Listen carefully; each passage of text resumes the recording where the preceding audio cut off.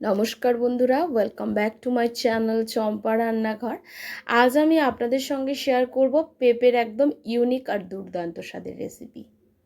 এইভাবে অন্তত আপনারা কখনো পেঁপেটা রান্না করে খাননি। কথা দিচ্ছি আজকের রেসিপিতে বড় থেকে বাচ্চা থেকে বড় সবাই কিন্তু এই পেঁপের প্রেমে পড়ে যাবেন।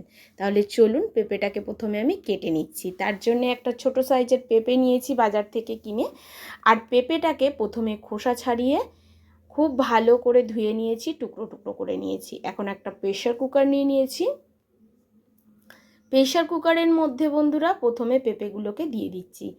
আমি প্রেশার কুকারের মধ্যে পেঁপেটাকে ভাপিয়ে নেবো বা সেদ্ধ করে নেবো। খুব অল্প জল দেবো, যেন যতটা জল থাকে ততটাই পেঁপে থাকে। কোনো রকম বেশি জল এর মধ্যে ব্যবহার করা যাবে না। আপনারা চাইলে যে কোনো পাত্রে বা কড়াইয়ের মধ্যে পেঁপেটাকে সেদ্ধ করতে পারেন, তবে প্রেশার কুকারে করলে খুব তাড়াতাড়ি সেদ্ধটা হয় আর গ্যাসটাও সাশ্রয় হয়। এখন পেঁপেটাকে আমি মাত্র 2টো সিটি দেবো। প্রেশারটা চলে যাওয়ার পরে প্রেশার কুকারটা খুলে দেখাবো। পেঁপেটাও সেদ্ধ হয়ে যাবে, জল একদম নেই বললেই চলবে সেদ্ধ করার পরে। এখন প্রেশার কুকারটা বেশ ঠান্ডা হয়ে গেছে, আমি খুলে নিচ্ছি, নিয়ে আপনাদেরকে দেখিয়ে দিচ্ছি। দেখুন একদম অল্প জল আছে, পেঁপেটাও সেদ্ধ হয়ে গেছে। এবার পেঁপেটাকে একটা পাত্রে তুলে নিয়েছি। আপনারা চাইলে হাত দিয়ে একটু ম্যাশ করে নিতে পারেন। এটা একদমই গলে গেছে। তাছাড়া আমি এখানে যেহেতু গরম, একটু চামচ দিয়ে এগুলোকে ভেঙে ভেঙে নিচ্ছি। আর কড়াইতে নাড়ার সময় একদমই এগুলো গা মাখা মাখা হয়ে যাবে। এখন একটা কড়া বসিয়ে নিয়েছি, কড়ার মধ্যে দিয়ে দিচ্ছি নামমাত্র তেল। আপনি দেখুন হাফ চামচ সর্ষের তেল আমি ব্যবহার করেছি। এই তেলের মধ্যে প্রথমে 2টো শুকনো লঙ্কা দিয়ে আমি ভেজে নিচ্ছি। শুকনো লঙ্কা দুটোকে ভেজে তুলে নেব। প্লিজ বন্ধুরা অনুরোধ থাকবে প্রথম থেকে শেষ পর্যন্ত ভিডিওটি দেখবেন। আশা করছি আজকের ভিডিও আপনার খুবই ভালো লাগবে, কারণ আপনারা অনেক রকমভাবে পেঁপে রান্না করে খেয়েছেন।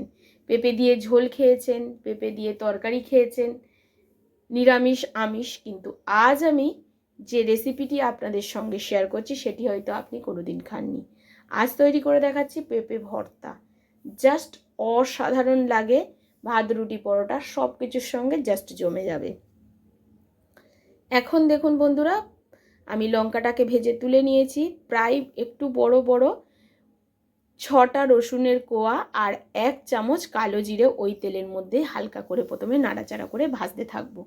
যখন দেখবেন কালো জিরে আর রসুন ভাজার সুন্দর একটা গন্ধ বেরিয়েছে, তখন এর মধ্যে দিয়ে দিতে হবে পেঁয়াজ কুচি। এখানে একটা মিডিয়াম সাইজের পেঁয়াজকে আমি কুচিয়ে নিয়েছি, সেই পেঁয়াজটাকেই আমি এখন এই তেলের মধ্যে দিয়ে দেবো। তবে বন্ধুরা রসুনটা হালকা লালচে হলে তবেই কিন্তু পেঁয়াজটাকে দিতে হবে, রসুনের যেন কোনো রকম কাঁচা গন্ধ না থাকে।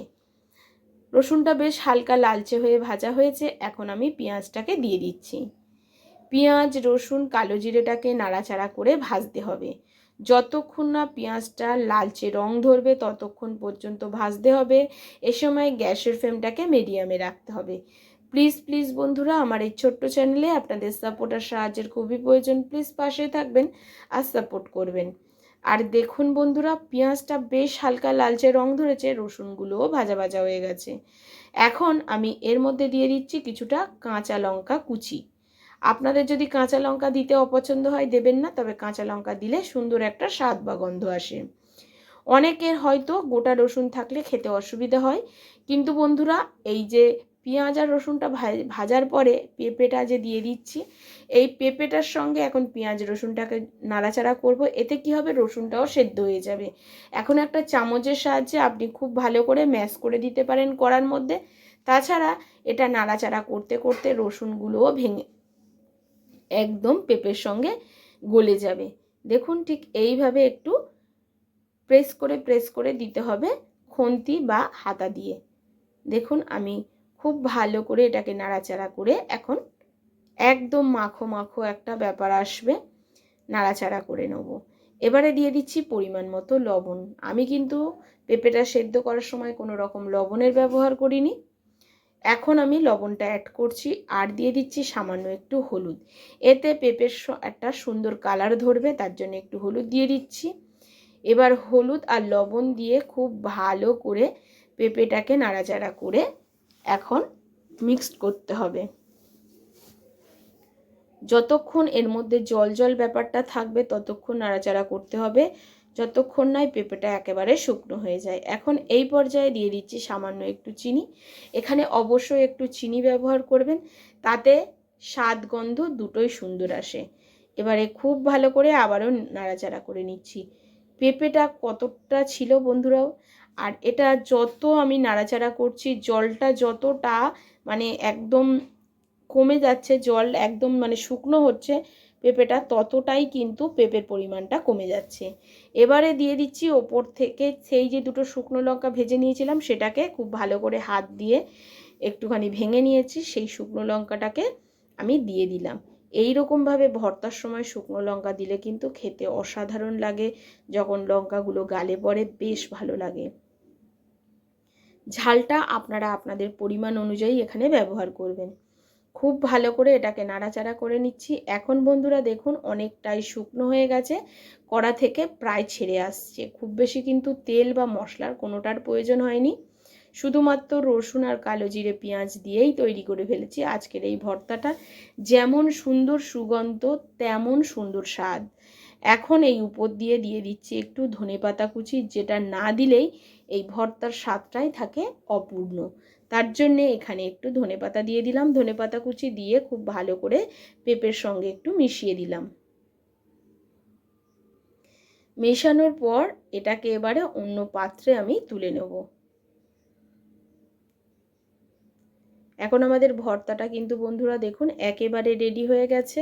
একটা পাত্রে তুলে নিচ্ছি। যতটা সুন্দর হয়েছে কালারটা ততটাই এটা খেতে স্বাদ ছিল। আপনাদেরকে সামনে দিয়ে আমি একবার দেখিয়ে দিচ্ছি, দেখুন কেমন হয়েছে। আশা করছি আমার আজকের এই পেঁপে ভর্তার রেসিপি আপনাদের ভালো লেগেছে। যদি ভালো লাগে অবশ্যই একটা লাইক করবেন, প্রচুর প্রচুর শেয়ার করবেন, আর কমেন্ট করে জানাতে ভুলবেন না বন্ধুরা আপনারা কোথা থেকে আমার ভিডিওটি দেখছে। একদম দুর্দান্ত স্বাদের হয় এই পেঁপে ভর্তা। নমস্কার বন্ধুরা, সুস্থ থাকবেন আর ভালো থাকবেন।